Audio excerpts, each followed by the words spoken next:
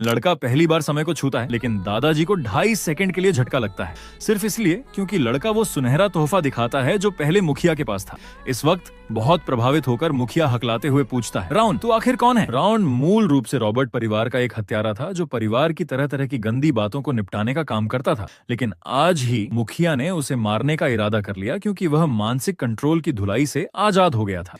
इस वक्त डर राउंड के दिमाग पर तेजी से हावी हो रहा था। आखिर ये उसे कैसे पता चला? धुलाई ये रॉबर्ट परिवार का हथियारों को कंट्रोल में रखने का तरीका था, लेकिन मैं एक मिशन के दौरान अचानक धुलाई से आजाद हो गया था। तुझे ये कैसे पता चला? राउंड ने उत्सुकता से पूछा। तभी डेरूस ने धीरे धीरे अपना हाथ उठाया और फिर एक उंगली चटकाने की आवाज आई। अगले ही पल राउंड मुखिया डेरूस के सामने गिर पड़ा। दिल से आ रही शरीर फटने जैसी चुभने वाली पीड़ा से वह कराह उठा। डेरूस ने शान से मुस्कुराते हुए कहा, मैं तेरे दिमाग को कंट्रोल करने का सिर्फ एक तरीका ही क्यों इस्तेमाल करूं? पहली कड़ी है धुलाई और दूसरी कड़ी वो है जो तू अब महसूस कर रहा है। लेजर कीड़ा ये तेरे दिल में लगाया गया है। इस वक्त मेरे हुक्म के मुताबिक तेरा दिल कुतर रहा है, यहाँ तक कि तेरे दिमाग की बातें भी पढ़ सकता है। डेरूस तू बहुत नीच है, राउंड ने गुस्से से चीखते हुए कहा, लेकिन इससे डेरूस की हंसी और बढ़ गई। हारे हुए बेकार के आदमी का सही इस्तेमाल हो जाने दे कमीने, मैं यूं ही खत्म नहीं हो सकता। दिल चीरने वाली पीड़ा सहते हुए राउंड धीरे धीरे खड़ा हुआ। मरते मरते भी उसे बुरा लगाना है। एक जोरदार चीख के साथ राउंड गुस्से में डेरूस पर टूट पड़ा, लेकिन बस एक ही भिड़ंत में राउंड का सिर अलग हो गया। साफ सफाई करो, डेरूस ने बेपरवाही से मुंह फेर लिया। बस यहीं खत्म हो गया। जन्म से ही रॉबर्ट परिवार का शिकारी कुत्ता बनकर रहा, कभी अपनी कोई पहचान नहीं थी। एक संयोग के मौके पर मैंने आग की अंगूठी नाम की विद्या सीखी और इस तरह धुलाई की कड़ी तोड़ दी। सोचा था इससे आजादी मिल जाएगी, लेकिन आखिर में मौत से बच नहीं पाया। नहीं, ऐसे खत्म नहीं हो सकता, चाहे कोई देवता हो या शैतान। बस डेरूस से बदला ले सकूं। तभी पास में पड़ा लॉकेट नीली रोशनी से चमक उठा। तू गुस्से से भर गया है, गुस्सा तेरे शरीर पर कब्जा कर लेगा। लक्ष्य की मौत। फिर गलती का मैसेज आया। जब राउंड की फिर से आंख खुली, एक शख्स की परछाई उसकी नजरों में आई। इस वक्त राउंड को एहसास हुआ कि वह जन्म ले चुका है, वो भी पिछले जन्म की यादों के साथ। सामने दिख रही प्यार भरी औरत उसकी माँ थी। शुरू में वो ये स्वीकार नहीं कर पाया, लेकिन 100 दिन बाद राउंड ने हकीकत मान ली और ये भी ध्यान दिया कि ये घर साधारण नहीं है। कमरे में सजे धजे फर्नीचर से ही पता चलता था कि ये कोई आम कुलीन परिवार नहीं है। बदला लेने वाले मेरे लिए ये वरदान से कम नहीं था। उसी वक्त नौकरानी ने दरवाजा खोलते हुए कहा, सिल्विया बाई, मुखिया जी आ गए हैं। अभी तैयारी भी नहीं हुई थी कि उत्तर के विनाश के राजा ग्लेन जिघार्ट सबके सामने आ गए। इस वक्त राउंड को एहसास हुआ कि उसने महाद्वीप के सबसे ताकतवर परिवार जिघार्ट में जन्म लिया है। साथ ही ग्लेन ने उसका नाम राउंड रखा। उम्मीद की कि वह अपने नाम की तरह ही परछाई की तरह चुपचाप जीवन बसर करे, और संयोग से यही नाम उसके पिछले जन्म का भी था। नाम देने के बाद वो कमरे से चले गए। शाम को राउंड को आखिरकार आग की अंगूठी सीखने का मौका मिला। फिर उसने आग की अंगूठी चलानी शुरू की। ज्यादातर साधारण लोग सांस लेने के जरिए जादू की शक्ति को शरीर में इकट्ठा करते हैं, लेकिन आग की अंगूठी का तरीका कुछ अलग है। उसे दिल के आसपास जादू से एक आग की अंगूठी बनानी होती है। इससे न सिर्फ शारीरिक और मानसिक शक्ति बढ़ती है, बल्कि जादू को कंट्रोल करने की क्षमता भी मजबूत होती है। ये सबसे सही तरीका है और योद्धा बनने का सबसे अच्छा आधार भी। यहाँ तक कि डेरूस जैसा शख्स भी आग की अंगूठी के बारे में नहीं जानता। आग की अंगूठी से शरीर और दिमाग को मजबूत करना और जिघार्ट की तलवारबाजी के साथ तो डेरूस से बदला लेना नामुमकिन नहीं था। लेकिन सीखते वक्त उसे सबसे बड़ी समस्या नजर आई, ये कि इस शरीर में जादू की शक्ति ठंडक से भरी हुई थी और यहाँ तक कि 9 जगहों पर यह जमी हुई थी। अगर ऐसे ही रहा तो बदला लेने से पहले ही दम तोड़ देगा। लेकिन खुशकिस्मती से वो आग की अंगूठी की शक्ति से इसे बेअसर कर सकता था, ताकि ये ठंडक बेकार न जाए। हालांकि तरक्की धीमी थी, लेकिन सही दिशा में थी। कुछ मशक्कत के बाद राउंड को नींद आने लगी, लेकिन तभी दिन में गए ग्लेन उसके बिस्तर के पास आकर खड़े हो गए और सोते हुए राउंड की तरफ हाथ बढ़ाया। अगली सुबह एक बूढ़ा आदमी राउंड के कमरे में दिखा और वो कोई और नहीं बल्कि मशहूर संत यूयू थे। ये पूरे महाद्वीप में सबसे ऊंची पवित्र शक्ति और हीलिंग कला रखते थे। हालांकि वो सबसे मशहूर डॉक्टर थे, लेकिन उन्हें घूमना पसंद था, इसलिए आमतौर पर उनसे मिलना मुश्किल था। लेकिन राउंड नहीं जानता था कि संत खास तौर पर उसके लिए आए थे। उन्होंने अपना दाहिना हाथ धीरे से राउंड पर रखा। गंभीर चेहरे पर माथे पर बल पड़ गए। सिल्विया भी समझ गई कि हालत अच्छी नहीं है। इस बच्चे पर कड़ाके की ठंड का अभिशाप है। उसके जादू के रास्ते सब ठंडक से बंद पड़े हैं। अगर कुछ न किया गया तो ये ज्यादा दिन नहीं जी पाएगा। जैसे ही संत सिल्विया को दवा लिखने वाले थे, एक नौकरानी ने आकर कहा, मुखिया जी इंतजार कर रहे हैं। वक्त की नासमझ औरत थी वो। फिर वो नौकरानी के पीछे चले गए। तो ये कड़ाके की ठंड का अभिशाप है, लेकिन जैसे ही मैं आग की अंगूठी बना लूंगा ये कोई समस्या नहीं रहेगी। लेकिन इसी वक्त एक आंसू की बूंद मेरे गाल पर टपकी। माँ फूट फूट कर रो रही थी। हिचकियां भरी आवाज में बोली, मैं तुझे खो नहीं सकती, चाहे कुछ भी करूं। तुझे ठीक करके रहूंगी। पिछले जन्म में जिसे भावनाओं की समझ नहीं थी, वो मैं ये एहसास नहीं समझ पाया। उसने बातें कर रहे दोनों को रोका, फिर उनके सामने घुटने टेक दिए। प्लीज पिताजी, राउन को बचाइए। लेकिन चाहे सिल्विया कितनी भी मिन्नतें करे, ग्लेन पर कोई असर नहीं हुआ। उल्टे उसे कमरे से बाहर खींच ले गए। इस वक्त संत बेबस दिखे। क्या तू थोड़ा सच्चा नहीं हो सकता? मुझे बुलाकर तो बच्चे का हाल जानना ही था। जैसा मैंने कहा, राउन के पूरे शरीर में 9 जगह जादू के रास्ते ठंडक से बंद हैं। हालांकि तूने अपनी शक्ति से उसके शरीर की ठंडक बाहर निकाल दी, लेकिन उसका योद्धा बन पाना लगभग नामुमकिन है। और इस वक्त ग्लेन ने इस पर कहा, वो बच्चा बस जीवित रहे, बस इतना काफी है। अगर तू उसे पसंद करता है तो उसका नाम राउन क्यों रखा, जो उपहार को दर्शाता है? संत ने उत्सुकता से पूछा। ग्लेन ने धीरे से चाय का प्याला उठाते हुए कहा, दरअसल राउन सिर्फ उपहार नहीं, हजारों साल पहले इसका एक और मतलब था। दृश्य बदलता है। माँ संत द्वारा दी गई दवा राउन के मुंह में डाल रही है। हालांकि स्वाद बेहद बदबूदार और बुरा था, लेकिन मुझे इससे कोई फर्क नहीं पड़ा। माँ को लगा मैं सच में बहुत मजबूत हूँ, लेकिन असल में ये मेरे लिए सबसे जरूरी आग तत्व वाली दवा थी, क्योंकि ये शरीर की ठंडक दूर कर सकती थी। अनजाने में दवा खाने और अभ्यास करने का सिलसिला 2.5 साल तक चला। इस बीच मैंने एक सितारा आग की अंगूठी बना ली। फिर मैंने 2.5 साल और लगातार अभ्यास किया। अब मैं 5 साल का हो गया हूँ और इस समय मेरी आग की अंगूठी 2 सितारे की हो गई है। साथ ही एक सिस्टम विंडो भी दिखने लगी। मेरी जादू की समझदारी और भी संवेदनशील हो गई है। क्या ये इसी वजह से हुआ? मैं सोच ही रहा था कि एक नौकरानी कमरे में साफ सफाई के लिए आई, और जैसी उम्मीद थी, मेरे अलावा किसी और को ये विंडो नजर नहीं आती। जब से मैंने आग की अंगूठी एक सितारे की बनाई, ये चीज मेरी आंखों के सामने आ गई। शुरू में नहीं पता था इसका क्या फायदा है, लेकिन बाद में पता चला कि ये चीज मेरी पूरी स्थिति देख सकती है। हालांकि ये विंडो सिर्फ मुझे ही दिखती है। हालांकि मैं आग की अंगूठी में 2 सितारे तक पहुंच गया हूँ, लेकिन ठंड का अभिशाप अब भी खत्म नहीं हुआ है। अगर संत ने दवा न दी होती तो मैं इतनी तेजी से तरक्की नहीं कर पाता। साथ ही ये सबके प्यार दुलार के बिना भी मुमकिन नहीं था, और मुझे अभ्यास में कोई जल्दी नहीं है। आखिर मैं अभी छोटा हूँ। बस पिछले जन्म के अनुभवों का इस्तेमाल करके आग की अंगूठी पूरी कर लूं तो ये समस्याएं ज्यादा चिंता की बात नहीं रहेंगी। साथ ही जिघाट की तलवारबाजी के साथ मैं जरूर डेरूस का डैश तोड़ सकता हूँ, लेकिन अभी मैं बहुत जल्दबाजी नहीं कर सकता। आखिर वो शख्स महाद्वीप के सबसे ताकतवर योद्धाओं में से एक है। उसका मुकाबला करने वाले बहुत कम हैं। इसी वक्त माँ ने कहा कि कपड़े बदल लूं, क्योंकि हमें सभा में जाना है। पता नहीं था कि आज ही है। इस वक्त समय आ गया। महाद्वीप का संतुलन बनाए रखने वाली ताकतें 6 सम्राट और 5 राजा। मैं जिस जिगाहाट परिवार में जन्मा, वो 6 सम्राटों में से एक है। 6 सम्राट महाद्वीप की शांति की रक्षा करते हैं और 5 दानव महाद्वीप के लिए खतरा है। हर परिवार समय समय पर पहचान समारोह करता है, ताकि परिवार के बच्चों की प्रतिभा का अंदाजा लगाया जा सके। और आज ही जिघाट परिवार में पहचान समारोह का दिन है। फिर मैं और माँ धीरे धीरे हॉल में दाखिल हुए, लेकिन सबने तुरंत घृणा भरे भाव दिखाए, यहाँ तक कि ताने मारने लगे। सुना है उस बच्चे को लाइलाज बीमारी है। सच में हारे हुए खानदान का खून है तो हारा हुआ ही होगा। मैं सोच में पड़ गया, आखिर हमारे करीबी रिश्तेदार हमारे प्रति इतनी दुश्मनी क्यों रखते हैं? हालांकि मुझे अपनी चर्चा से कोई फर्क नहीं पड़ता, लेकिन मेरी माँ की चर्चा सुनकर बहुत बुरा लगता है। और इसी वक्त माँ ने कहा कि मुझे इन बातों की परवाह नहीं करनी चाहिए। इसी बीच मुखिया सबके सामने आ रहे थे। वो गंभीरता से कुर्सी पर बैठ गए। लगता है सब आ गए। इतना कहना था कि एक विशाल तलवार आसमान से गिरी तो पहचान समारोह शुरू होता है।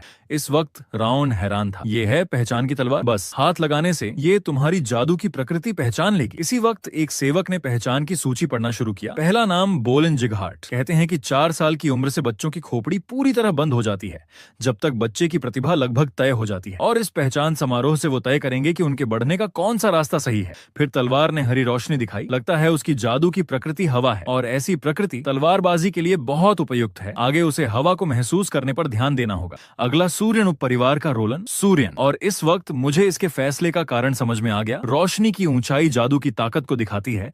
जादू की प्रकृति तलवार की नोक पर दिखती है। पता नहीं था कि प्रकृति पहचान इस तरह होगी। इसी वक्त सब चिल्ला रहे थे कि परिवार में 2 प्रतिभाशाली बच्चे पैदा हुए हैं। लगता है यहाँ के लोग प्रतिभा को बहुत अहमियत देते हैं, और मुझे शायद अच्छा नतीजा नहीं मिलेगा। हालांकि अब मेरी आग की अंगूठी 2 सितारे की हो चुकी है, लेकिन जादू के रास्ते में अब भी काफी ठंडक है। हालांकि मेरे लिए नतीजा कोई मायने नहीं रखता। इसी वक्त आखिरकार मेरी पहचान की बारी आई, लेकिन इस वक्त सबने मेरी तरफ बेरुखी भरी नजरों से देखा। फिर मैं पत्थर की तलवार की तरफ बढ़ा। हालांकि मुझे इससे ज्यादा उम्मीद नहीं थी, लेकिन मुझे अपनी जादू की प्रकृति जाननी थी ताकि आगे की तैयारी तय कर सकूं। इसलिए माँ के इशारे पर मैंने बायां हाथ हल्के से तलवार पर रखा। अगले ही पल सुनहरी रोशनी ने मुझे घेर लिया। फिर एक याद मेरी आंखों के सामने तैर गई। एक परछाई मेरे सामने खड़ी थी। वो अपने हाथ में तलवार ली हुई थी और बस एक ही वार से सामने के सभी राक्षसों को मार गिराया। लेकिन जब मैं होश में आया तो देखा कि मेरी जादू की रोशनी में कोई हलचल नहीं थी। इसी वक्त सबने मेरा मजाक उड़ाना शुरू कर दिया। सफेद रोशनी का मतलब कोई प्रकृति नहीं। यहाँ इतनी कम रोशनी देखकर हैरानी हुई। हालांकि सब मेरा मजाक उड़ा रहे थे, लेकिन माँ ने हमेशा की तरह मुझे हौसला दिया। और इस वक्त ग्लेन ने सबको शांत रहने को कहा। आज की पहचान सभा यहीं खत्म होती है। फिर सबको जाने को कहा। फिर ग्लेन ने आह भी भरी, लेकिन अगले ही पल तलवार में आग भड़क उठी। पूरी तलवार उसे ढक गई। इस वक्त मुखिया हैरानी से देख रहा था। ये तो सूरज की तरह चमकती सुनहरी रोशनी है। ये तो जिघाट परिवार के पहले मुखिया के पास थी। उसकी अलौकिक शक्ति तो राक्षसों की आग से भी आगे थी। सुनहरी जादू और सुनहरी आग पूरे जिघाट परिवार के इतिहास में सिर्फ एक बार दिखी थी।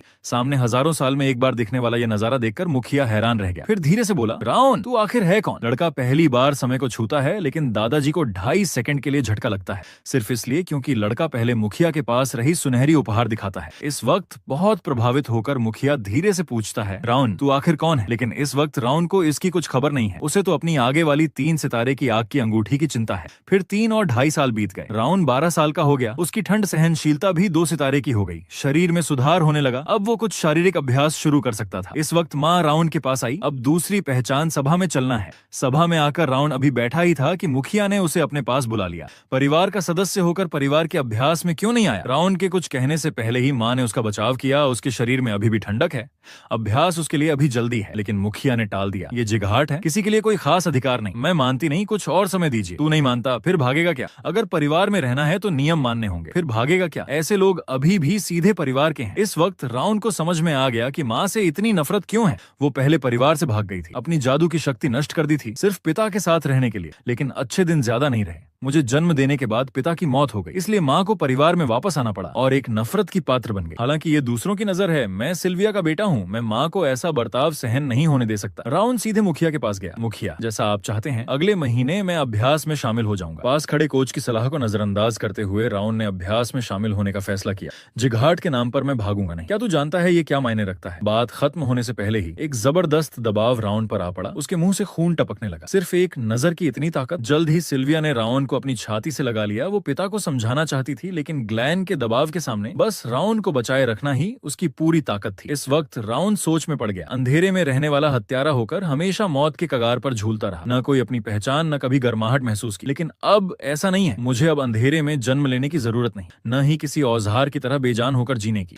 राउन ने दांत कस लिए। मुखिया के दबाव को सहते हुए माँ के सामने खड़ा हो गया। मैं राउन जिघाट हूँ। मैं सिल्विया की रक्षा करना चाहता हूँ, उन पलों की रक्षा करना चाहता हूँ जो हमारे लिए अनमोल है। मैं छोटी शाखा में बड़ा हुआ हूँ। मुझे नहीं पता जिघाट का क्या मतलब है, लेकिन मैं अभ्यास के जरिए जिघाट को जानूंगा। मैं माँ की पुरानी हैसियत वापस दिलाऊंगा। तू कहता है कि तू अभ्यास के जरिए जिघाट को परखेगा। यही मेरे लिए जिघाट को जानने का एकमात्र रास्ता है। अच्छा, मैं पूरी तैयारी करवाऊंगा ताकि तू अच्छी तरह देख सके। इस वक्त दबाव सहन न कर पाने के कारण राउन जमीन पर गिर पड़ा। पिछले जन्म के हत्यारे के हुनर और आग की अंगूठी के साथ मैं तुझे दिखाऊंगा कि तेरे द्वारा दबाई गई ये चट्टान कितनी मुश्किल हो सकती है। और हॉल की सारी हरकतें कार्नन ने देख ली थी। तू नहीं कहता था कि ये गंभीर रूप से बीमार है? हाँ, एक से नहीं, कई नौकरों ने संत और मुखिया की बातचीत सुनी है। वो सच में बहुत बीमार है। कार्न सोच में पड़ गया। उस वक्त उसका शरीर सच में अच्छा नहीं था, लेकिन पिता का दबाव कैसे सह लिया? काफी देर सोचने के बाद धीरे से बोला, कुछ लोगों को शाखा में भेजो, उसकी हर हरकत की रिपोर्ट मुझे दो। अगले दिन मुखिया परिवार के 5वें अभ्यास केंद्र में आया और सोने का नाटक करना बंद कर लीमो। इस वक्त सो रहे लाल बालों वाले शख्स ने धीरे से उठते हुए कहा, मुखिया, सिर्फ तूने ही मेरे सोने का नाटक पकड़ा, और ये कोई और नहीं बल्कि प्रसिद्ध लीमो डायस था। दूसरे कोच पसीने से तर हैं और तू मुख्य कोच होकर यहाँ आराम कर रहा है। क्या ये सही है? लेकिन लीमो को कोई फर्क नहीं पड़ा। बिल्कुल सही, मैं तो दिमाग लगाकर मेहनत कर रहा हूँ। तो तू भी राउन के बारे में आया है। सिल्विया तो ठीक है, मुखिया तू क्यों आया? अगर ये भी आया है कि राउन को चोट न लगे तो वक्त बर्बाद करने की जरूरत नहीं, क्योंकि तूने कहा था कि 5वां अभ्यास केंद्र किसी से प्रभावित नहीं होता, चाहे वो तेरा पोता ही क्यों ना हो। मैं कोई अपवाद नहीं बनाऊंगा। लेकिन लीमो को हैरानी हुई कि मुखिया ने खुशी खुशी मान लिया।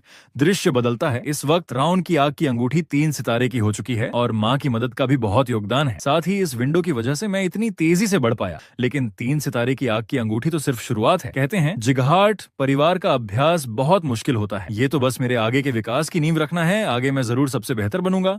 उन सब का मुंह बंद करवाऊंगा जिन्होंने मेरा मजाक उड़ाया था, और आखिर में डेरूस रॉबर्ट से बदला लूंगा। इस वक्त सिल्विया राउन के कमरे में आई। उसने राउन से कहा कि कल अभ्यास पर न जाए। मैं तुझे रोक नहीं रही, बस 1 साल बाद जा सकता है। लेकिन राउन ने तुरंत इनकार कर दिया, क्योंकि माँ के बारे में उन लोगों की ताने बाने में बहुत सुन चुका हूँ। अगर मैं अभ्यास में अच्छा कर लूं तो माँ के साथ ऐसा बर्ताव बर्ताव नहीं होगा। इतना समझदार और प्यारा बेटा देखकर सिल्विया ने अपना अतीत बताना शुरू किया और बताया कि उसके साथ ऐसा क्यों होता है। उस वक्त मैंने पिता को एक नजर में पसंद कर लिया था, लेकिन वो सिर्फ एक साधारण सिपाही थे। उनके साथ रहने के लिए मैंने अपनी जादू की शक्ति और जादू के रास्ते नष्ट कर दिए, यहाँ तक कि कुलीन का दर्जा भी छोड़ दिया। दरअसल तेरी एक बहन भी थी जिसका नाम शिया था। शुरू में हम बहुत सादा और खुशहाल जीवन जी रहे थे, जब तक कि ईडन समूह को हमारी जगह का पता नहीं चल गया। लेकिन गर्भवती मैं और पिता उनका मुकाबला नहीं कर सकते थे। हालांकि पिता ने चुपके से हमारे लिए रक्षक लगा दिए थे, लेकिन जब वो वहां पहुंचे तब तक पिता और बहन ठंडी लाशें बन चुके थे। आखिर में मुझे परिवार में वापस आना पड़ा। यही वजह है कि सब मुझसे नफरत करते हैं। रावण चुपचाप माँ को देखता रहा। हालांकि वो दूसरों की नजरों में स्वार्थी थी। अपनी खुशी के लिए परिवार की जिम्मेदारी त्याग दी और परिवार में वापस सिर्फ जान बचाने के लिए आई। लेकिन वो अकेली है जिसने मुझे गर्माहट दी। चाहे कोई भी उसे पसंद न करे, वो मेरी इकलौती माँ है। लेकिन रावण का एक सवाल और था, माँ क्या तुझे पछतावा है? सिल्विया ने सिर हिलाया, क्योंकि वो उसके सबसे खुशी के पल थे। सिर्फ पिता के साथ रहते हुए ही उसे जीवन का एहसास हुआ था। बस इतना ही काफी था। माफ करना रावण, मैं एक बुरी माँ हूँ। बात खत्म होने से पहले ही रावण ने सिल्विया की बात काट दी। कोई बात नहीं माँ, मैं हमेशा माँ के साथ रहूंगा। माँ के सो जाने के बाद रावण अपने कमरे में आया। उसने आग की अंगूठी देखकर सोने का सोचा, लेकिन तभी नीली लपटों का एक गोला हवा में धीरे धीरे बनने लगा। आखिरकार निकल ही आया। नीले दानव ने बुदबुदाते हुए कहा, तेरे गुस्से ने मुझे खींच लाया। दानव दुनिया के दूसरे बादशाह गुस्से के नाम पर। मैं तेरा बदला पूरा करूंगा। और इस वक्त रावण हैरान था, ये क्या मामला है? लेकिन इस वक्त गुस्सा भी हैरान था, क्योंकि एक बच्चे का गुस्सा उसे बुलाने लायक ही नहीं होता। लेकिन जब उसने गौर से देखा तो पता चला कि रावण के मन में बहुत गहरा गुस्सा छिपा है। लगता है तूने ही मुझे बुलाया है, बस अपनी आत्मा और शरीर मुझे दे दे। इस वक्त रावण को एहसास हुआ, क्या ये मरने से पहले के गुस्से की वजह से आया है? लेकिन ये बहुत देर से आया। तुरंत रावण ने गुस्से का प्रस्ताव ठुकरा दिया, मैं खुद बदला लूंगा। बात पूरी ना हुई थी कि गुस्सा हल्के से मुस्कुराया। लगता है तुझे कुछ गलतफहमी है, मैं तुझसे मोलभाव नहीं कर रहा। तुरंत आसपास की नीली लपटों ने रावण को घेर लिया, जोरदार हमला किया। अगले ही पल लपटें रावण के शरीर में घुस गईं। ठिठुरता शरीर हिलना मुश्किल कर रहा था, यहाँ तक कि होश भी धुंधला होने लगा। इस वक्त गुस्सा रावण के कान में फुसफुसाया, जल्दी अपना गुस्सा बाहर निकाल। लेकिन खुशकिस्मती से रावण के पास ठंड सहनशीलता थी, जिससे गुस्से का सामना हो सका। लेकिन गुस्से का लालच बढ़ता जा रहा था, बार बार रावण के अंदर के गुस्से को बाहर ला रहा था। जब तू तैयार हो जाएगा, मैं उसका खून पी जाऊंगा, मांस चबा जाऊंगा, तो जल्दी अपना शरीर दे दे। लेकिन रावण भी अच्छी तरह जानता था कि अगर उसने हार मान ली तो वो अपनों को जरूर नुकसान पहुंचाएगा, चाहे मरना ही क्यों न पड़े। मैं अपना शरीर किसी को नहीं दूंगा।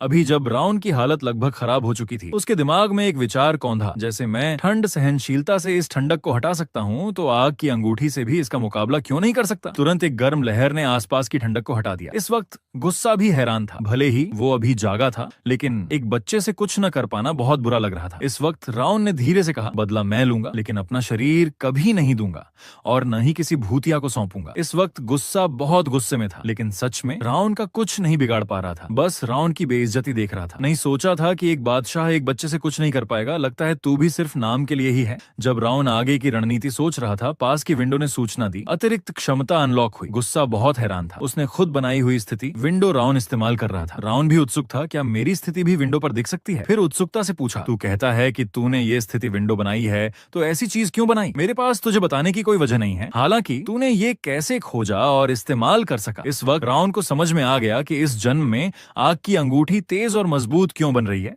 लगता है इस सिस्टम की मदद से। फिर रावण ने गुस्से पर एक मुक्का मारा। तब पता चला कि गुस्से का कोई शरीर नहीं है। गुस्से ने देखा कि अभी वो रावण का कुछ नहीं बिगाड़ सकता। तुरंत रावण की बांह पर जोर से झपटा, फिर एक कंगन बन गया। जब मेरी ताकत वापस आ जाएगी, तब तू मुझे नहीं रोक पाएगा। तब तक मैं तेरे साथ रहूंगा। हालांकि रावण उसे तुरंत हटाना चाहता था, लेकिन डर था कि स्थिति विंडो खत्म हो जाएगी और कहीं वो उसके परिवार वालों को नुकसान न पहुंचाए। इसलिए अभी गुस्से को अपने पास रखना पड़ा। बस उससे भी ज्यादा ताकतवर बन जाऊं तो उसे कंट्रोल कर सकता हूँ। अगले दिन दोनों चिंतित नजरों से रावण को देख रहे थे। कुछ बातें करने के बाद रावण को 5वें अभ्यास केंद्र के लिए विदा किया। लड़का सिर्फ एक कंगन पहनने की वजह से ताने सुनने लगा, यहाँ तक कि मारपीट तक की नौबत आ गई। लेकिन उन्हें नहीं पता था कि कंगन में दानव दुनिया का दूसरा बादशाह बसा है। इससे पहले 5वें अभ्यास केंद्र में आकर रावण ने देखा कि यहाँ बहुत भीड़ है। तभी पास की बेहुदा बातों ने उसका ध्यान खींचा। उसकी पतली टांग देखकर पता नहीं क्यों आया है यहाँ। इस वक्त गुस्से वाला दानव बैठा न रहा। उसने तुरंत उन्हें सख्त चेतावनी दी, लेकिन रावण ने उसे रोक लिया। कुछ कहना है तो मुंह पर आकर कहो। पकड़े जाने पर दोनों बेहद शर्मिंदा हुए। तू अब सीधे परिवार का नहीं रहा, क्या दिखावा कर रहा है? सीधा हूं तो क्या? तुम लोग किस हक से मुझ पर टिप्पणी करते हो? ये बात अपने से नीचे वालों से कहना। गुस्से में एक ने मुक्का बनाकर रावण पर वार किया। रुको, क्या तुम चाहते हो जिघाट का नाम बदनाम करो? तुरंत एक आवाज ने रोक दिया। इस वक्त बोलेन जिघाट रावण के सामने आया। तू सच में अपनी औकात नहीं समझता। अगर अभ्यास केंद्र से निकाला नहीं जाना चाहता तो बेहतर होगा कि कम बोले। और उसके के राउंड से नफरत करने की वजह ये थी कि पहचान सभा में राउंड को मुखिया का ध्यान मिला था। हारा हुआ शख्स अभी भी शान दिखा रहा है। बोलेन ये बर्दाश्त नहीं कर सकता। अगर समझ हो तो अभी पीछे हट जा, वरना आगे दर्द सहना पड़ेगा। राउंड बेपरवाह था। लगता है तू भी बकवास करना पसंद करता है। तू क्या समझता है अपने आप को? सीधा खून होने के अलावा तेरे पास क्या है? किस हक से तू मुझ पर उंगली उठाता है? अगर अपने पिता से मांगने जाता तो शायद कुछ खास सुविधा मिल जाती। ठन गई। तभी मुख्य कोच लीमो ने लात मारकर दरवाजा खोला। लगता है तुम लोगों में बहुत जोश है। राउंड हैरान था कि यहाँ उसे प्रसिद्ध लीमो मिल गया। बोलेन को भी मजबूरन रुकना पड़ा। चुपचाप वहाँ से चला गया। दृश्य बदलता है। इस वक्त सब केंद्रीय चौक में इकट्ठा हो गए। मैं तुम्हारा मुख्य कोच लीमो हूँ। फिलहाल मुझे लगता है कि अभ्यास में भाग लेने वालों की संख्या बहुत है, इसलिए मैं एक टेस्ट से कुछ को हटा दूंगा। आखिर में सिर्फ एक चौथाई ही रहेंगे। ये सुनकर सबने असंतोष दिखाया, लेकिन लीमो को परवाह नहीं थी। अभ्यास केंद्र में मेरे नियम ही कानून है। अगर कोई सवाल हो तो मुखिया से जाकर करो। तो अब देर किस बात की? दौड़ो। युद्ध कला की बुनियाद है शारीरिक क्षमता और इच्छा शक्ति। इसलिए जब तक मैं न कहूं तब तक तुम लोगों को दौड़ते रहना है। और इस वक्त दानव हैरान था। अगर दौड़ना है तो तू सबसे पीछे क्यों दौड़ रहा है? ये कोई रेस नहीं है। मुझे उनसे आगे निकलने की जरूरत नहीं है। लीमो किसी के गुणों को समग्रता से देखेंगे, इसलिए ये सिर्फ रैंकिंग की परीक्षा नहीं है, बल्कि ये देखना है कि कौन सबसे अंत तक टिकता है। हालांकि सबसे आगे दौड़ रहे बोलेन और रोलन ने सबका ध्यान खींचा था, लेकिन पीछे चल रहे राउंड पर भी लोगों की नजर थी और इसने लीमो की उत्सुकता भी बढ़ा दी। दिलचस्प है, काफी समय से ऐसा कोई प्रतिभाशाली नहीं देखा। विनाश के राजा ग्लेन के अलावा परिवार में अभी भी कोई ऐसा है जिसे मैं भांप नहीं सकता। ज्यादातर बच्चों का भविष्य मैं उन पर दिख रहे रंगों से देख सकता हूँ, लेकिन इस वक्त राउंड ने मुझे हैरान कर दिया। मैं उस पर कोई रंग नहीं देख पा रहा। इसका मतलब राउंड की क्षमता मेरी समझ से भी परे है। लेकिन अनजान दोनों राउंड का मजाक उड़ा रहे थे। सोच रहे थे कि वो जल्दी हार मान लेगा, जबकि राउंड बेहद आराम से था। उसे शक हो रहा था कि क्या ये सच में अभ्यास है। पिछली जिंदगी में भूखे भेड़ियों से बचने के लिए न सिर्फ जोर जोर से दौड़ना पड़ता था, बल्कि हमलों से भी बचना होता था। लेकिन अब ये अभ्यास उसके लिए बहुत आसान था। बहुत देर बाद भी राउंड ट्रैक पर दौड़ रहा था। यहाँ तक कि पास के लीमो को भी यकीन नहीं हुआ। वो जानता था कि राउंड की क्षमता असाधारण है, लेकिन इतना अधिक नहीं सोचा था। बहुत पहले ही शरीर की ताकत खत्म हो जाने के बाद भी राउंड अपनी दृढ़ इच्छा शक्ति से दौड़ रहा था। और ऐसी इच्छा शक्ति सिर्फ उन योद्धाओं में होती है जो मौत के कगार पर झूल चुके हों। राउंड ये कैसे कर पाया? ये मेरी उत्सुकता और बढ़ा रहा है। इसी वक्त बोलेन पीछे से आ रहे राउंड को देख रहा था। उसे भी हैरानी हो रही थी। उसने सुना था कि वो बीमार है, इतनी कठिन ट्रेनिंग बर्दाश्त नहीं कर सकता। तो अब ये क्या हो रहा है? अगले ही पल बोलेन ने जादू की शक्ति का इस्तेमाल किया। एक ही पल में रोलन और राउंड से आगे निकलकर पहले स्थान पर पहुंच गया। चाहे कुलीन हो, लेकिन बच्चा ही है। इसकी तुलना में रोलन कहीं ज्यादा समझदार था। ये तो अपने आप से मुकाबला है, दूसरों से प्रभावित होने की जरूरत नहीं। फिर बहुत देर बाद सब थक कर चूर थे। राउंड अभी भी ट्रैक पर दौड़ रहा था, लेकिन अब उसकी भी हालत लगभग खत्म हो चुकी थी। हालांकि आग की अंगूठी चलाकर शरीर से और ताकत निकाल सकता था, लेकिन साथ ही दानव भी उसे याद दिला रहा था, दे दे अपना शरीर मुझे दे, मैं तुझे उस नीले बालों वाले से आगे कर दूंगा। अगले ही पल गुस्से ने अपना मुंह खोलकर राउंड पर हमला कर दिया। फिर ठंडक राउंड के पूरे शरीर में फैल गई, लेकिन उसे ऐसा दिखाना नहीं था कि कुछ हुआ है। एक तरफ गुस्से की ठंडक का सामना, दूसरी तरफ दौड़ना जारी रखा। आखिरकार राउंड की ताकत ने साथ छोड़ दिया। आंखों के सामने का नजारा धुंधला होने लगा। लगता है यही मेरी सीमा थी। क्या बस यही खत्म हो गया? इस वक्त लीमो ने अभ्यास खत्म होने का ऐलान कर दिया। मुश्किल से बचे राउंड ने सोचा, लगता है इस जन्म में भी आराम नहीं है। गुस्सा भी हैरान था, या तो राक्षस तू खुद बन, इतनी कमजोर हालत में भी मेरे हमले का सामना कर लिया। लेकिन इस बार सीमा पार करने से बहुत फायदा हुआ। इस वक्त राउंड की शारीरिक क्षमता लगातार बढ़ रही थी। अगर ऐसे ही विकसित हुआ तो सामने विंडो से मैसेज आया, तूने अपनी शारीरिक सीमा पार कर ली है, कुछ अंक इनाम में मिले। पता नहीं था कि दानव के हमले का सामना करने पर अतिरिक्त क्षमता भी मिलती है। फिर लीमो ने सबको इकट्ठा किया। जब वो सोच रहे थे कि उन्हें हटा दिया जाएगा, तो लीमो ने कहा कि सिर्फ एक चौथाई रखने की बात तो झूठ थी। सब बहुत नाराज हुए, लेकिन लीमो ने बात घुमाते हुए कहा, अगर आगे की ट्रेनिंग में तुम लोग इसी हालत में रहे तो तुम में से ज्यादातर लोग फेल हो जाओगे। मैंने साफ कहा था कि सबको पूरी ताकत से दौड़ना है। आखिर में सिर्फ एक ही ऐसा था। कुछ लोगों ने जादू की शक्ति से नतीजा निकाला, लेकिन असल में मुझे इससे कोई फर्क नहीं पड़ता कि तुम ट्रेनिंग कैसे पूरी करते हो, क्योंकि परीक्षा लेने वाला मैं नहीं हूँ। हालांकि अगर तुम मेरे कहे मुताबिक करोगे तो फेल होने की चिंता नहीं करनी होगी। तो अब से तुम लोग सिर्फ अस्थायी सदस्य हो। 6 महीने बाद परीक्षा पास करने पर ही पक्के सदस्य बनोगे। बेशक मैं एक सबसे बेहतर चुनूंगा जो मुख्य छात्र होगा, इसलिए सब पूरी ताकत लगाओ। फिर लीमो ने टोली को खत्म किया। दृश्य बदलता है। मुखिया ग्लेन लीमो से पूछताछ करने का इंतजार कर रहे थे। चूंकि तू यहाँ आ गया तो सब देख ही लिया। बोलेन और रोलन में सबसे बेहतर प्रतिभा है। बाकी बच्चे भविष्य में परिवार के मुख्य स्तंभ बनेंगे। राउंड के बारे में मैं उसमें कुछ भी नहीं देख पा रहा। यहाँ तक कि वो आखिर तक कैसे टिका ये भी मुझे नहीं पता। मुखिया के बाद ये पहली बार है जब मैं कुछ नहीं देख पाया। हालांकि मेरी जादू की शक्ति नष्ट होने के बाद काफी उबाऊ हो गया था, लेकिन लगता है अब काफी दिलचस्प हो जाएगा। कोच बनना तेरी अपनी इच्छा थी, बस अपनी जिम्मेदारी निभा। लेकिन ली मो को लगता है कि भविष्य सौंपने लायक शख्स आ गया है। वो सिर्फ एक संयोग था, वो बच्चा कभी योद्धा नहीं बन पाएगा। ली मो हल्के से मुस्कुराया। तू अच्छी तरह जानता है कि ये कोई संयोग नहीं था, लेकिन इस वक्त दूसरे सदस्य भी सोच रहे थे कि ये कोई संयोग नहीं है।